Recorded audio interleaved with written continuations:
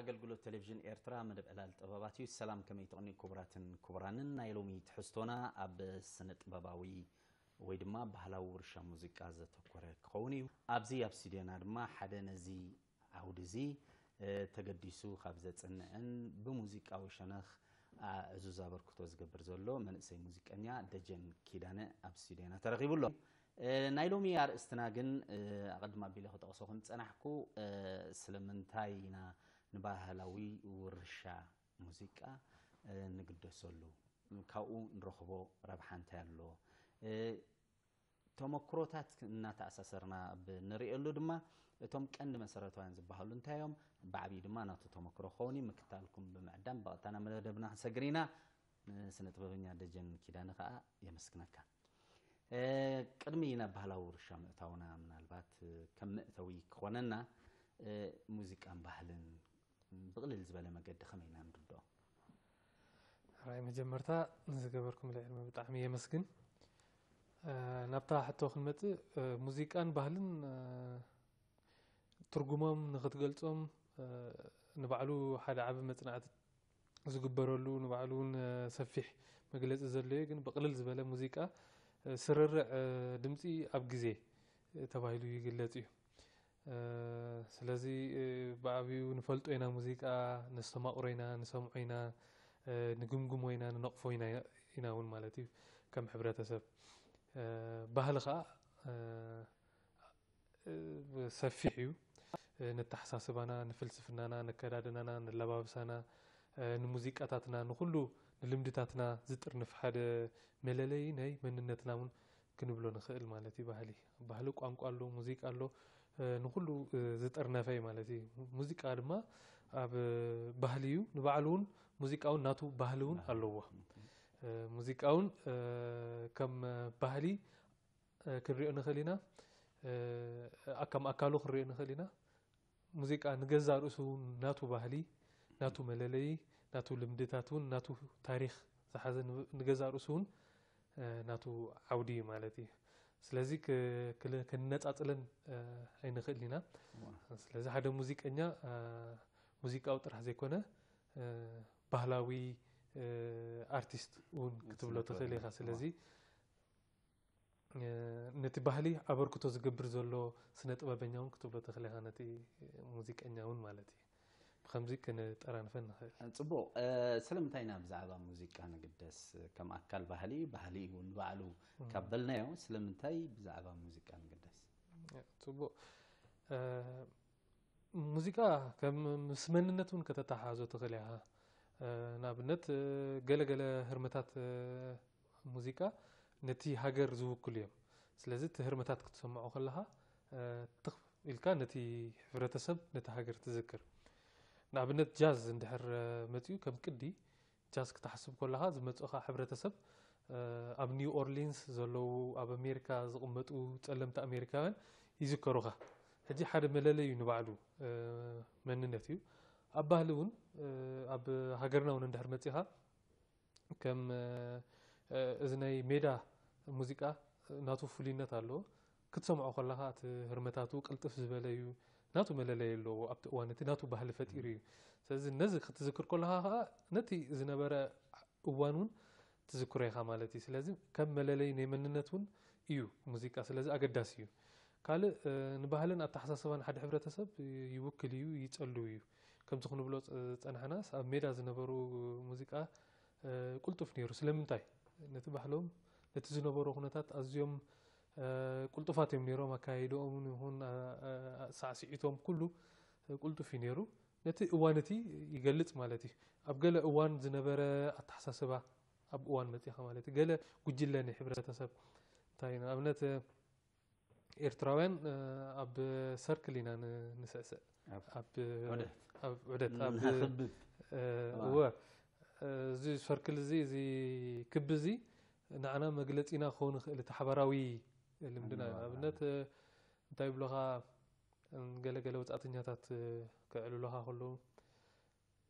ንግርም ዝብለኒ ንሕና እዚ ሳዕስዒት ናይ ኤርትራውያን ክትሪኦም ከለሃስ ኩሉ እንዳሰሓቀ እዩ ዝስዕስዕ ፍሽኽታ ኣለዎ እዚ ከዓ ናትኩም ፍሉይ መለለይ ኢኻ ትብሎ بزي موسيقى بيلكا تقلصو ملالي خناتكا تحساسبها نتناتكا ሕብረተሰብ ዝውክል እዩ ማለት እዩ ካልእ ከዓ ሙዚቃ ኣብ ኩለን ተናውዕ ቤት ወዲ ሰብ ዓቢ ተራ ኣለዎ እንታይ ዓይነት ሙዚቃ ትሰምዕ ሕጂ እውን ስነ ፍልጠታ ደረጃ እውን መጽናዕቲ ገይሮም እቲ ንስኻ ትሰምዖ ሙዚቃ ንዓኻ ጽልዋ ኣለዎ ንኣብነት ኣዝዩ ውዑይ ዓው ዝበለ ሙዚቃ እንድሕር ትሰምዕ እንድሕር ኣለኻ ነቲ ናትካ ባህርያት እውን ይጸልወካ እዩ ህድኣት ዘለዎ ሙዚቃ እውን ትሰምዕ እንድሕር ኮይንካ ነቲ ናትካ ኩነተ ኣእምሮ እውን ይጸልወካ እዩ ስለዚ ኣብ ኩለን ተናውዕ ቤት ወዲ ሰብ እውን ተራሎ ናብ ሓንቲ መጽናዕታዊት ጽሑፍ ኣላ ብጣዕሚ ዝገርመትና ሓደ ተማሃራይ እዩ ኣብ ኣናጹ እዩ ገይርዎ እቲ መጽናዕቲ እተን ሰለስተ ጉጅለ ናይ ኣናጹ እዩ ገይሩ ተቐዳመይቲ ጉጅለ ፎከስ ዝበለ ጥዑም ሙዚቃ ናይ ክላሲካል እናሰምዑ እዩ ኣዕቢዎም እቶም ካልኦት ጉጅለ ዋላ ሓንቲ ሙዚቃ ከይሰምዑ ተሳሰይቲ ጉጅለ ከዓ ኣዝዩ ረባሽ ዝኾነ ሙዚቃ ስለዚ ነዚኦም ሰለስተ ነቲ ሜዝ ዝበሃል ኣብዚ ግድላት ንምፍታሕ ፈተና ገይሩሎ ተቐዳመይቲ ጉጅለታ ሙዝ ሙዚቃ ትሰምዕ ዝነበረት ጉጅለ ቀልጢፋ ነቲ ግድል ፈቲሓቶ እቶም ዘይሰምዑ ዝነበሩ ድሕሪ ክንደይ ወፂኦም እቶም ረባሽ ሙዚቃ ሰምዑ ዝነበሩ ንንሕድዶም ክባላልዑን ክረባብሹ ናብ ፍጹም ዕግርግር ተፈጢሩ ማለት እዩ ጸለምቲ ኣሜሪካውያን ዓዊሎም ምርባሽ እቲ ዝገብሮ ባህርያት ኢሉ ሓደ ሰብ መጽናዕቲ ዝገበረው ንሱ እንታይ ዝብል ዓው ዝበለ ሙዚቃ ስለ ዝሰምዑ ዋላ እውን እቲ ዘራረብኦም እቲ ኩሉ ነገሮም ሲ ዓው ናብ ዓው ገጹ ከይዱ ይበሃል ስለዚ ኣብቲ ኩለን ዋላ ኣብቲ ኩነተ ኣእምሮስ ጽልዋ ኣለዎ ንምባል እዩ ካልእ ካብ መሳርሒ ንፖለቲካዊ ንቁጠባዊ ማሕበራዊ ዕላማውን የገልግል ሙዚቃ ንባዕሉ ሙዚቃ ሓደ ቁጠባዊ ሓይሊ እዩ ንባል ሙዚቀኛታት ጀሚርካ ኩሉ ኣብቲ ሙዚቃ ዝነጥፍ ሓደ ቁጠባዊ እቶት እዩ ንኣብነት ኣብ ኣሜሪካ ክንጠቅስ ንኽእል ኢና ሙዚቃ ሓደ ዓቢ እታው ኣብቲ ሃገር ዘእቱ ዘሎ እዩ ማሕበራዊ ዕላማ እውን ኣለዎ ፖለቲካዊ ዕላማ እውን ኣለዎ ስለዚ ንከምዚታት እውን የገልግል እዩ ንባዕሉ ከም ሸቶ ዘይኮነስ ንሱ ከም መብጽሒ ናብ ሸቶውን የገልግል እዩ ማለት እዩ ብከምዚ ኣገዳስነቱ ዕዙዝ ስለ ዝኾነ ብኾሚና ሙዚቃ ንግደስ ሰቡን ተገዲሱ ብዛዕባ ሙዚቃ ናይ ሃገሩ ክነቅፍ ከም ዝኸውን የብሉ እናበለ ተገዲሱ ርእቶታቱ ዘፍስስ እስካብ ክንደይ ኣገዳሲ ብምዃኑ ተረዲኡ እዩ ማለት እዩ እቲ ባህላዊ ውርሻ ክንብል ከለና ግን እንታይ ማለት እዩ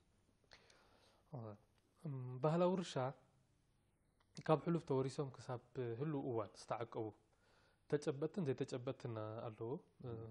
ክንጭብጦም ንኽእል ክንሪኦም ንኽእል ክንጭብጦም ዘይት ረቀቕቲ ክፋላት እውን ኣለዎ እዚ ባህላዊ ውርሻ እምበኣር ነዚ ተጨባጥን ዘይተጨባጥን ባህላዊ ስራሓት ናይ ሓደ ጉጅለ ክኸውን ይኽእል ሓደ ሕብረተሰብ ናይ ሓደ ሃገር እውን ክኸውን ይኽእል ነዚ እቲ ባህላዊ ውርሻ ትብሎ ሕጂ እቲ ባህላዊ ዕቃበ ክንብል ተኾይና ድማ ብመደብን ዝተወደበን መልክዕን ማለት እዩ ብውዱብ መልክዕ ነቲ መጻው ወለዶ ዝዓለመ ናይ ዕቃበ ባህላዊ ውርሻ ክትገብር ከለኻ እዚ እቲ ባህላዊ ዕቃበ ትገብሮላ ብመደብ ክትገብሮ ከለኻ ማለት ባህላዊ ዕቃበ ተገይሮ ክትብሎ ትኽእል ሕጂ ተጨባጥን ዘይተጨባጥን ክፋላት ኣለዎ ሕጂ እቲ ዘይጭበጥ ንኣብነት ቅኒት ህርመታት ዜማታት ክትብል ትኽእል ኢኻ ንኣብነት ቅዲ ሬገ ክትብል ጃዝ ክትብል ትኽእል ኢኻ እሱ ሓደ ናቱ ባህሊ ናቱ ታሪክ ዘለዎ እስካብ ሕጂ እውን ብዝተፈላለየ ዓይነት ኣገባብ እስካብ ሕጂ ዝሰርቕ ዘሎ እዩ ኣብ ኤርትራ እውን መፂኦም ብዙሓት ገለገለ ብዕድመ ዝመፁ ናይ ጃዝ ናይ ብሉግራስ መፂኦም ነይሮም እዚ ሕጂ ዓቂቦም ነቲ ዝልምዲ ናይቲ ቅድም ዝነበረ ግን ምዚ ኩነታቶምን እንዳወሃዱ እንዳተዓቀበ ዝመፅእ ዘሎ እዩ ማለት እዩ ስለዚ እቲ ቅኒታት ክንብል ንኽእል ኢና ኣብ ሃገርና ዝተፈላለዩ ዓይነት ቅኒታት ክህሉ ክእል ብጀካ ኣብ ብሄረ ትግርኛ ኣብ ብሄረ ህዳር ኣብ ብሄረ ትግረ ብሄረ ናራ ዝተፈላለዩ ህርመታት ክህሉ ክእል እዚታት እዚ ሕጂ ክዕቀብ ክኽእል ኣለዎ እቲ ውርሻ ማለት እዚ ተጨባጥ ይኮነን ረቂቕ እዩ ግን ክንስንዶ ክንክእል ኣለና ተተኻኢሉ እውን ክጽሓፉን ኣለዎ ብሙዚቃ ማለት እቲ ዓይነት ህርመታት ምክንያቱ እቶም ዘለዉ ሰባት እቶም ነዚ ህርመታት እዚ ከምቲ ዘለዎ ዝተቐበልዎ ኣብዚ ፌስቲቫላት እውን ንሪኦም ኢና مس جزيك حسون سلازغولو كتعقبهم كتخيل على كذي ترك بعض الغال ولا قط متات ندرف قط متات زي ليريكس نبلو زين بعلون حدا أجبابي عملت بالاد بال عينت أتصحح غني ليريكس الله زيتات تجيك ناتو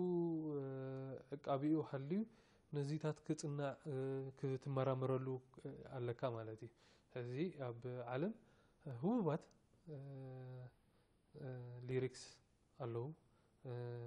أبتمرتي زمهارو لهم تمهارو كتسالي أبتمرتي مصنعت زغبرو لهم اسكاب حجون غلا أب موسيقى زصنعو نزيم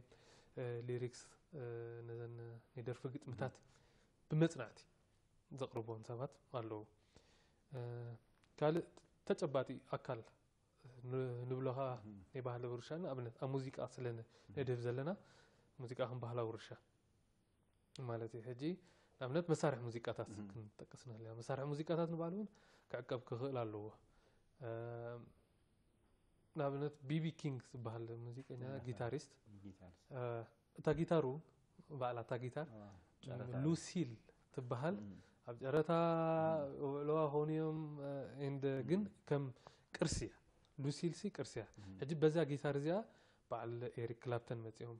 ጆን ሜየር ኣብዚ ሕጂ እዋን ዘለዋ ጆን ሜየር መፅኡ በዚኣ ኣብ ሃገርና እውን ከነምፅና ኣለና ማለት ሽማ ይሃባን እምበር በረኸት መንግስታት ተናቱ ክራር እታ መለይ ዘውፀት ክራር እቲ ብዙሕ ካብ በረኸት መንግስታት ንበዓል ኣጎናይ ዝሃረመተን ክራር ሲ كتعقب الله كم مسارح موسيقى مالت زيها تعقبها نبعلها أف كوميتات مسارح موسيقات تبلغ عملنا تحجي عود أب هاجرات عرب لمودي كن إيرتران بعلبا بويجرماي برهات من قستاب نتصاوتلا يمانا بارا ونتصاوتلا نيري حجي يحزنك أبز حجي وان عود تتصاوت من إسي أيتريني خا كن نوعو عقبو زخيد مستعود زمت زيماتات ونقاله تعود بعلو فترة لك تي تن قريفي فترة له مقالات بو بيلك هانت عينة المدات كتبت تغليها زي مسارح موسيقى كم حد بهلا ومرشا قالوا نمريت بوتاتاتون نابنت جيمس براون كينج اوف ذا ابولو بهل تا ابولو تبهل تياتر حنت قرسياسة جي أنا أبولو مريت غير خبر تخوينا هذا زخونة موسيقى نوعو عبا كبري معناته أبولو تبهال بوتاسي انتا عينت مريتات تقرب نيرا وحقرناهم كانوا نتقنا لنا أب سينما سمرا ناتا أبز من نتصاوتو نيرا تا سينما نبع علاسي نتم أبت أوانتي زتصاوتو زنبرو تواساتهم كخونو خولو كم كرسي بسئلي كتقربهم مالو أبز بوتازي بعد كستو تتصاويتو مالو كتبل تخيل مالتي سلازي ازي حدا نعاخا كمورشا زي كم سيمبول كم حدا تأمرت تخطبلو تخيلها نتي حدش ولدو موسيقى انتاي زغبرو انسباير غبرو يمسطو تمسات تخا نمصاي نتنسخات سورحو زلخاو درخيت تفطر قليل درخيت كاي كون تفطر عبد درخيت تفطر كل ነገር تي سمعيت تفطر تي سوزو محلالفو ملእخت نبعلو حدا درخي دفيتي سلازي بهلاو مرشا اب موسيقى بزي منقدي كان قربون خلينا مالتي ምናልባት ሓደ ኣሸማዊ ዛዕባ ኣሎ ብምዕቃብ ክትምዕብል ትኽእል ኢኻ ሓደ ካልኣይ ንፅፅር ከዓ ዝበሃል ኣሎ ንባዕሉ ስኻስ ድምርናይ ትማሊ ኢኻ እዚ ሎሚ ሒዝካዮ ዘለኻስ ኣቐዲሞም ክስርትዎን ክንዕድቅዎን ፀኒሖም ዝብል ኣሎ እሞ ነዘን ክልተ ከመይ ኢኻ ትሪኦ ኣብ መፅናዕትኻ ኸ እንታይ ካብኡ ትረኽቦ ረብሓ ኸ تبو أبتي مزناتي كريو خلنا ولون بعلنا أنا كنستقبل نخيل معقب تي أزي أقداسيو نحنا انتاي زبحلالو نحنا إيساك نيوتن الله الزراربا فلت أنا أريحك قط متزخيل أب زبان بوتاتنا توم أرمشش زغون بوتاتنا سلزدية منينا كما يا سنة فلتت كوميو بعل غاليليو غاليل بدحريو ايزاك نيوتن بدحريو بعل ألبرت أينشتاين ناتهم نيسنا فلتت ولولوتاتي يوم سلازي ዕቃበ ናይ ሙዚቃ ኣገዳሲ እዩ ካብኡ ኢኻ ትብገስ ሓደ እቶም ቅድሚኻ ዝሓለፉ ሙዚቀኛታት ዝሓለፍዎ ብድሆታት ንሶም ሓሊፎም ልካ ኣለዉ ኣቐዲሞም ንስኻ ክትደግሞ ይትኽእልኒ ኢኻ ሓሊፎም ልካ ኣለዉ ተቐዳሚት ብልጫ ካልእ ኸ ናቶም ጉድለታት እውን እቲ ናቶም ድኻማት እውን ኣጽኒዕኻ እውን ከተማሓይሾ ትኽእል ኢኻ ንኣብነት ብኣዝዩ ሕማቕ ድምፂ ክምላእ ክእል እዩ ኣፅፊፍካ ትመልኦ ዝያዳ ይሕደስ ኣብ ኣሬንጅመንት ኣብቲ ስርርዕ ናይቲ ሙዚቃ እውን ጉድለት ክህልዎ በቲ ስነ ፍልጠታዊ ኣገባብ ማለት እዩ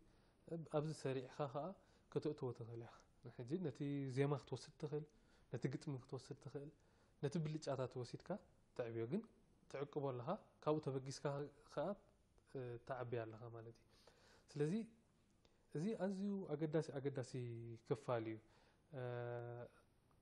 ግን እንታይ ዝበሃል ኣዘራርባ ኣሎ ንሕና ቀደም ኣይኮናን ንሕጂ ናትና ክንፈጥር ኣለና ዝበሃል ኣሎ ግን ሓደ ሰብ ናቱ ክፈጥር ኣይክእልን እዩ ስቕ ኢሉ ክበቁል ኣይክእልን እዩ ዝኾነ ስነ ጥበበኛ ስቕ ኢሉ ክበቁል ኣይክእልን እዩ ክበቁል እንተፈተነ እውን ኣባ ኮይኑ እዩ ቀምሪሩ ዝሓርር ማለት እዩ ስለዚ ካብቲ ሓረጋት ኢኻ ክትብገስ ዘለካ ንኣብነት ጄምስ ብራውን እንድሕር ኢልና ማይክል ጃክሰን ኤልቪስ ፕሬስሊ ኣብዚ ሕጂ እዋን ክሪስ ብራውን ብሩኖ ማርስ እዚኦም ኣብ ሓደ ወለዶ ክትሰርዑ ትኽእል ኢኻ ኣብ ሓደ ወለዶ ነንሕድዶም ዝተኣሳሰሩ እዮም ካብኡ ኢኻ ክትብገስ ማለት እዩ ሕጂ እንድሕር እዚ ቅፅለት እዚ ኮንቲኒዩም ዝበሃል ቅፅለት እዚ እንድሕር ተዘይዓቂብካዮ ይብትኽ ምብትታኽ ክኸውን ስለዚ ቅድሚ ሕጂ ሓያል ዝነበረ ሕጂ ድኹም ክኸውን ማለት እዩ ምክንያቱ ሓይሉ ስለ ዝዓቀበ ከምኡ ስለ ዝኾነ ሕጂ ኣብዚ ሕጂ እዋን እቲ ናይ ኣብ ኣሜሪካ ዘሎ ናይ ሙዚቃ ባህሊ እስካብ ሕጂ ዓቂቦ ኸይዱ ኣሎ እስካብ ሕጂ ዓብላልነቱ ዓቂቦ ኸይዱ ኣሎ ኣብ ናትና ግን ኣብዚ ሕጂ እዋን ከሰክፈካ ዝኽእል ነገራት ክትርኢ ኢኻ ምክንያቱ ኣብ ሱሳታት ኣብ ሰብዓታት ዝነብር እንታይ ዓይነት ሙዚቃ ፍርያት ብዓይነት ብፍልሊ ማለት እዩ ኣብዚ ሕጂ እዋን ግን እንታይ ዓይነት ሙዚቃ ፍርያ ኣሎ ብዓይነት ፍልሊ እውን ኣዝዩ እንዳፀበብ እቲ ፍልልዩስ ዳርጋ ተመሳሳልነት ዝዓብለሉ ኢኻ ትርኢ ማለት እዩ ስለዚ ነቲ ናይ ቅድም ከይዓቀብካዮ እንድሕር ከድካ እቲ ዕቃበ ናይቲ ሙዚቃ ይተርፍ እሞ ተሓይል እንዳተረፈ ከይድ እሞ ምብታኽ የጋጥም ሕጂ ንኣብነት ዘረኣይ ደረስ ነይሮም ደ ፍሌምስ ነይሮም ሮኬት ነይሮም ማታኣ ነይሮም ጆጋር ነይሮም ነዚኦም ሓረጋት ክርከብ ክኽእል ኣለዎ ቢትለስ እንድሕር ኢልና ኣብ ኣሜሪካ ብድሕሪኡ መፅኦም እዮም ምስ ቢትለስ ሕጂ ኣብዚ ሕጂ እዋን ቁርብቲ ተፈላለዩ መንበር ዋን ዳይሬክሽን ነዚ ሕጂ እዋን መፅኦም ዘለዉ መፅያ ደስቲኒስ ቻይልድ ከተምፃ ትኽእል ኢኻ ደስቲኒስ ቻይልድ ምስ መን ከተሓሓዝዎን ጃክሰን 5 ሕጂ እዚ እውን ከይድ ኤሪያም ሲስተርስ እንታይ ብላ ነይሩ ንሕና መቐፀልታ ናይ ደስቲኒስ ቻይልድ ክንከውን ኢና ንደሊን ኢና ኢለን ንሳተን ሕጂ እዚታት ሓደ ሙዚቀኛ ሲ ነዚ ክርኢ ክእል ኣለዎ የማነ ባርያ ዘድንቕ ሰብ እንድሕር ኮይኑ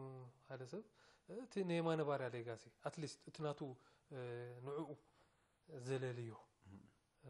ሓያል ጎድነታት ማለት እዩ ንዕኡ ክኸውን ማለት ኣይኮንን ግን ንዕኡ ናቱ ደርፍታት ብምድጋም ጥራሕ እውን ካብኡ ተበጊሱ ነቲ ናቱ ሓያል ጎድኒ ብምፅናዕ እውን ተበጊሱ ናቱ መቐፀልታ ክፈጥር ክእል እዩ ማለት እዩ ስለዚ ኣብዚ ሕጂ እዋን ዘሰክፈካ ምብትታኽ ነቲ ናይ ወለዶ ይረአ ኣሎ ስለዚ ነዚ ክንፈትሖ እንድሕር ኮይንና ነቲ ሕሉፍና ከነፅንዖ ነቲ ሕሉፍና ክንምርምሮ ክንግምግሞ ገምጊምና ከዓ እቲ ናቶም ሓያል ጎድኒ ኣብዚ ሕጂ እዋን ከነምፅኦ ክንክእል ኣለና ዝብል ርድኢት ኣለና ማለት እዩ ሕራይ ደጀን ምናልባት ናትካ ከዓ ሕፅር ኣቢልና እስከ እንታይ እቲ ናይ ስነ ጥበብ ተመክሮኻን ናይ ሙዚቃ ጉዕዞኻ ሙዚቃ ብሉተራን ብክላሲካል ጊታር ተማሂረ ን3 ዓመት ብስሩዕ ተማሂረ ማለት እዩ ብድሕሪኡ ንሳዋ ከም መምህር ኮይነ ምስ ከድኩ ምስ ካልኣይ ኣሮን ቀለታ ዝበሃል ብሓንሳብ ኮይና ኣብቲ ኣብ ሳዋ ልምምድ ንገብር ነርና ብድሕሪ ግን እዚ ክብሎ ዝጽናሕኩ ዳሕራይ ንሕና ክንዓቢ እንድሕር ኮይና ተገደደ ከምቲ ነቶም ሕሉፍ ኣቦታትና ዝነበሩ ኣካይዳ ንዑ ከነምጽኡ ክንፍትን ክንክእል ኣለና ስለዚ ምቋም ናይ ባንድ ኣገዳሲ ኮይኑ ረኺብናዮ ስለዚ ምስቲ ሃገራዊ ኣገልግሎት ናትና ግዴታታት ግቡኣታት ክንፍጽሞ ምስኡ ጎኒ ጎኒ ገሊና መምሃራን ኢና ኣነ ብሕትምቲ ሕድሪ ይሰርሕ ገሊኦም ተምሃሮ ኮሌጅ እዮም ተጠራኒፍና ማለት እዩ ሓንቲ ባንድ ኣቆይምና ራእይ ኢልናያ ሕጂ እታ ራእይ ንምንታያ ነቲ ሙዚቃ ንኤርትራ ኣብቲ ዓለማዊ መድረክ ንምርኣይ እዩ ግን ንዓና ዝጠርነፈና ራእይ ስለ ዝኾነ ከም ራእይ ኢልና እታ ባንድ ኣቆይምና ማለት ሕጂ ኣብዚ ሕጂ እዋን እዚ ሓደ ካብ ዝኽብሎ ዝጸናሕኩ ቁርብተይ ተረሲዕን ዝነበራ ደርፍታት ተጎሲን ዝነበራ ደርፍታት ብምምጻእ ወይ ከዓ ተን ብሉጻት ደርፍታት ዝበሃላ ናይ 60ታት ናይ 70ታት ዋላ ናይ 90ታት እውን ናይ ቀረባ ግዜ እውን ንደግሞ ኢና ማለት እዩ ብፍሉይ ቅዲ ብናትና ቅዲ ናብ ናትና ብምምጻእ ነቕርቦ ማለት እዩ እዚ ቀጻሊ ምርኢታት ንገብር ኣብዚ ሕጂ እዋን ኣብ ኣስመራ ፓላስ ኢና ንገብር ዘለና ምርኢታት ብሕጂ ከዓ ቱር ክህልወና እዩ ኣብ ዝተፈላለዩ ቦታታት ከም ዑደት መደብ ኣለና ማለት እዩ ነዚታት ሒዝና ክንቀርብ ኢና ሕጂ እስካብ ሕጂ ብፍላይ ኣብ መጽናዕትን ኣብ ልምምድን ኣብ ምጽራይ ናትና ድምጽታት ናትና ሓይሊ ምምማይ ኢና ኣሕሊፍና ሕጂ ግን ዝያዳ እንዳወጻና እንዳተረኣና ክንመጽእ ኢና ማለት እዩ ጽቡቕ ካልእ ምናልባት ሕጂ ኣብታ ንእግረ መገድኻ ትንክፍ ዘበልከነ ነይራ ዝተረስዑ ደርፍታት ገሊኦም ዕድል ድስኣኑ ዝያዳ ምስቲ መቓር ዝጠልቡ ናይ ሃየስቲ ተራውን ንባዕሉ ብሉፅ ስራሕ ናይ ምንጽብራቕ ጓዒትካ ናይ ምውፃእ ብዓብዪ ድማ ምስቲ ሕብረተሰብ ናይ ምልላይ ፃዕሪ እኳ ከምቲ ዝድለት ተዘየለ እስኻ ንባዕልኻ ዝረኸብካየን ስከ እንታይ ኣለዋ እዚአን ዝያዳ ህዝቢ ክሰምዐንን ከስተማቐረንን ንደረጃ ሙዚቃና እውን በዛ ዓይነት እዚ ከጠምቶ ይኽእላ እየን ትብለ እንታይ ኣሎ እዚአን እቲ ምክንያት እቲ መረሰዐ እየን ከምዚ ክትብሎ ዝፀናሕካ ሓደ እውን ኣብ ሃገርና ሓደ ነቲ ሙዚቃ ናይ ሃገርና ቀጻሊ እንዳገምገመ ሬት እንዳገበረ ራንክ እንዳሃበ ማለት መምዘኒ እንዳሃበ ብመምዘኒታት እንዳሃብና ኣይፀናሕና እቲ ዝነበረና ናይ መግዛእቲ ናይ ካልእ ኩነታት እውን ኣብ ግምት እቲና ማለት እዩ ኣይፀናሕናን ኣብ ኣሜሪካ ተመፂኻ ቢልቦርድ ቻርት ካብ ቀደም ኣትሒዙ እዩ ቢልቦርድ ነይሩ ስለዚ ንስኻ ኣብ 50ታት ብሉፃት ደርፍታት ምን ነይረን እንድሕር ኢልካ ስትን ቢልቦርድ ተን ቶፕ 100 ጥራሕ ምርኣይ የድልየካ ማለት እዩ ምምራፅ ኣይትሽገርና ማለት እዩ ኣባና ግን እዚ ምርምር ጎዲሉ ፀኒሑ ሕጂ ንሙዚቀኛ ጥራሕ ዝምልከት ኣይኮነን እዚ ዝተወሳሰበ እዩ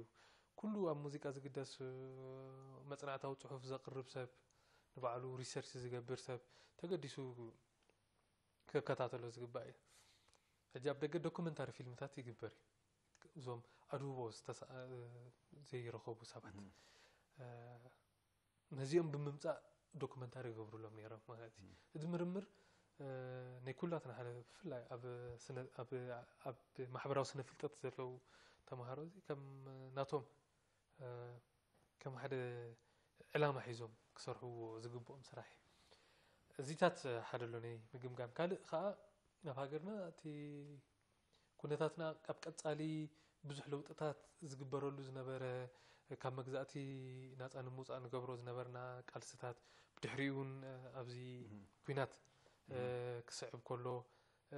እቲ ድህቦና ኣብ ካልእ ኸውን እሞ ኣብ መንጎ ዝወፃ ፍርያት ጥፍእ ዝብላ ኣለዋ ዳሕረይ ትፈልጥ ንኣብነት ሲ እዛ ናይ ጆፋዕ ሓንቲ ኣልበም ነይራ እቲ እዋን እቲ ዝክሮ ወራራት ዝነበረሉ እዋናት እዩ ነይሩ ውሕዳት ሰባት ጥራሕ እዮም እቲ ስታይ ዝፈልጥዋ ነይሮም እታ ካሴት ዳሕራይ ቃለመጠይቕ ተገይሩሉ ኣብ ሬድዮ ንማ ብሕጂ ማለት እዩ ብድሕሪ ቀሲሉ ዝመፀ ግን እታ ኣልበም ብምልእታ ንባዕላ እውን ዝግባኣ ስታይ ኣይረኸበትን ኣለው ካልኦት ንኣብነት ናይ ፅገ ተክለሰንበት ከነምፃ ንኽእል ኢና እዚ እኳ ምስቲ እዋን ናፅነት ዝነበረ ዝወፀ እዩ كل معبل متيون كشفنا نخل تنكلت درفتات هذا خلت طرحنا نفلتها كاسيت بملتها هي تيجي تخلص صبو درفتات اللوال ني عثمان عبد الرحيم ما مو حرنت تبلا الله حجي حنت ألبوم بملتها ما مو حرنتي بملتها تدرف تا كاسيت تين درفتها سي درجة زدربة درفي ويسمي أخا تحالفه درفي اللي كتبل تغليها زي بالاستياجن زحاتتكو سبزي تفلت أرو زحاتتكو فلت أيز موسيقى نياون أي رخوف كل مالتي حجيت يرسع يتأفق مالتي كن كا بلوز نابنت ني حدك زي 84 كبابي في اللعب 8 أب سعودية زنوبرو بعل برغت منقستا بسام برهنه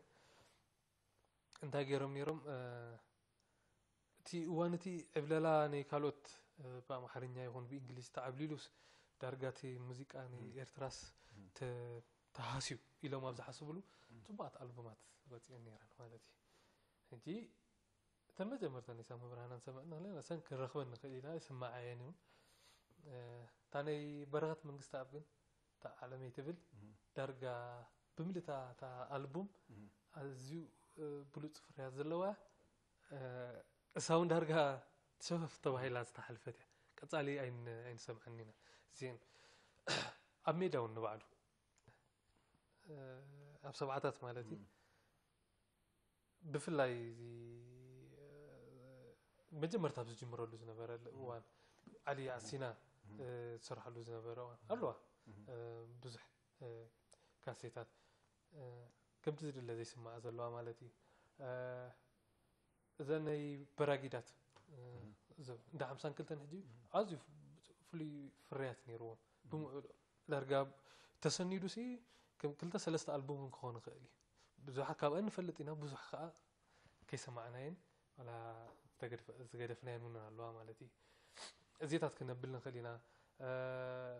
نابنت عبيت ليجند صارلو قصالين دغاغ بحر دمصان امنت ود امير انتحر وسيرلا ود امير مني بزح اين فلطونينا دارغا تدرفتات له ود امير اتي مننتو يخون تخالق كم تزيد له اي غلصن كن كا حدا عبي ارتستي ود دفسين كا ني نارا سخا كيلا نيستيج سو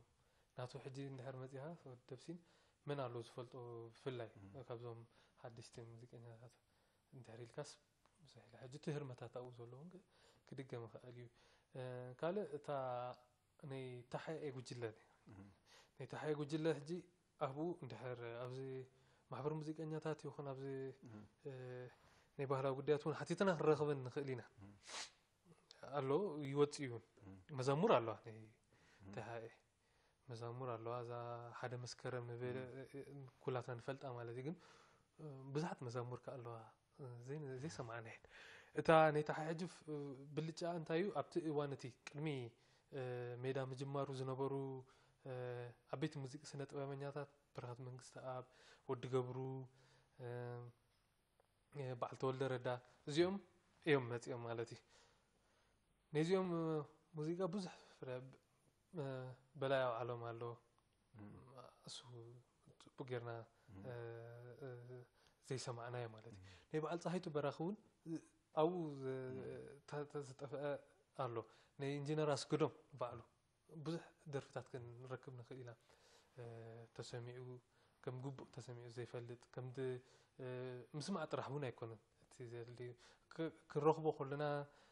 ኣውፂና ክንዝትየሉ ጥራሕ እውን ዘይኮነ ፅቡቃት እንድሕር ኮይኑ ሓደ ባንድ ሓደ ጉጅለ ባህሊ ወሲዱ ይደርፈን ሪቫይቭ ይኾን ኣለዋ ማለት እዩ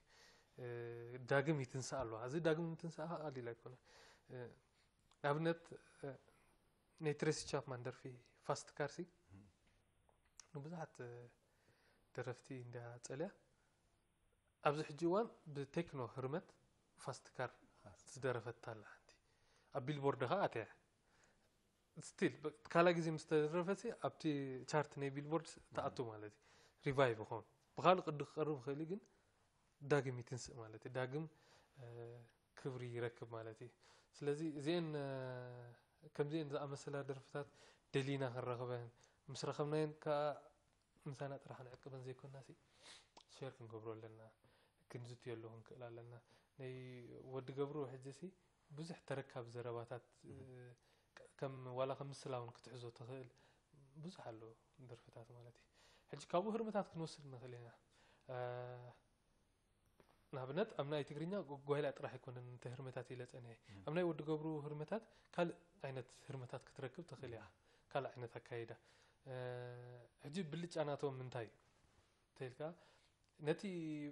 بهلنا نتي أبت وان تزنبر دارجة زقربة حج أبز حجي وان زلنا ولولو نتي مو بقلا وزخنا هرمتات مو بقلا وزخنا دمتات كن رهبو كن دي عمتات كن ملس كن كل علنا أبت وان تزنبرو كن بقربة كال خيتو تقولوني كال موسيقى كي أمرهم كي ربشوا بدون جلوس رخبو زنبورين نبعلو ود قبروسي تخلن ود قبروس بدون جلوس رخبو زنبورين سلازي أنا ندحر أب بحلي إيرترا ويا بهرمتات نيتقرينها تقديسة كسرح ندحر كوينة دليلك رخبنا لني أما أي العلمية تخون موسيقى له واحد ود قبر العلمية كندي خاب أن نفلت وحدينا نفلت أم لسه تابعي كنقول نخلينا أنا البات وزحت سلازونا أم لسه تابعي سي حند عباي ده موسيقى ولا بوددر نبعت ولا ردا قديما شلمات توصل زنا بيرته صحيح براخي نبلنا خلينا حجي كابزن ولدتات أنا اسمه قصلت أنا تاني الكابن وسيدا من على حلفنت وسيدا تمسات وسيدا هابن توسيدا مالتي أبدأ كنستيون تم أب كالو بهراتنا له مريم فكيت بحال ونا الله حجي أبتحي تبلينا صبو طبعا موسيقى ذاتني اللوا حجي زين كم زين زي مثلا دلينا رخبن مسرخبناها كان عبين كان كلا لنا أقداسي مسرتهم سلازونا مالتي مو سنة ببنيان موسيقانيان دجن كيدانه من الوقت زرستي أبعد مبلغ تبدأ يكونن نلومي جن بزن متقر نفتح هب كان أقدستي نقول له أكل حبرة السبز علوانة بتاعت كنزازم خلي جزء أب نتسألات سرح أن تذكرنا بعيني مستمقاوي ما هي سان رأنا خنزت تسفى جبر باسم تختهتلتي مسكنك يعني أنا هون سكبر الله سكبركم العلم طعمي مسكن يعني الله زي خبركم تختهتلتنا مس سنة ببنيا دجن كيدانة زكاينا أبهلو ورشان أكاب موسيقى أنزل تذكر عرستي بزن زازم كملون بحالو تحسون رغبنا كساب شعو بروك